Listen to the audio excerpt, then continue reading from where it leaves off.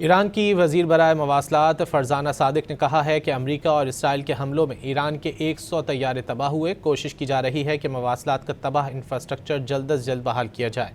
Tehran में press conference करते हुए ईरानी वज़ीर मवासलात ने कहा कि दुश्मन ने न सिर्फ हवाई अड्डे को निशाना बनाया बल्कि बिजली और पानी की तनसीबात को भी नुकसान पहुँचाया। अमरीका और इसराइल की जानिब से 100 तैयारे तबाह किए जाने के बावजूद ईरान ने 8 तैयारों की मदद से हज परवाज़ों कामयाबी से अंजाम दी।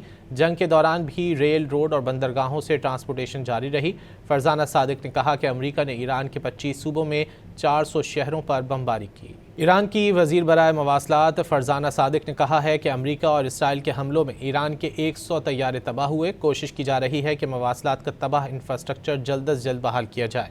तेहरान में प्रेस कॉन्फ्रेंस करते हुए ईरानी वज़ीर मवासलात ने कहा कि दुश्मन ने न सिर्फ हवाई अड्डे को निशाना बनाया बल्कि बिजली और पानी की तनसीबात को भी नुकसान पहुँचाया। अमरीका और इसराइल की जानिब से 100 तैयारे तबाह किए जाने के बावजूद ईरान ने 8 तैयारों की मदद से हज परवाज़ों कामयाबी से अंजाम दी। जंग के दौरान भी रेल, रोड और बंदरगाहों से ट्रांसपोर्टेशन जारी रही। फ़रज़ाना सादिक ने कहा कि अमरीका ने ईरान के 25 सूबों में 400 शहरों पर बमबारी की।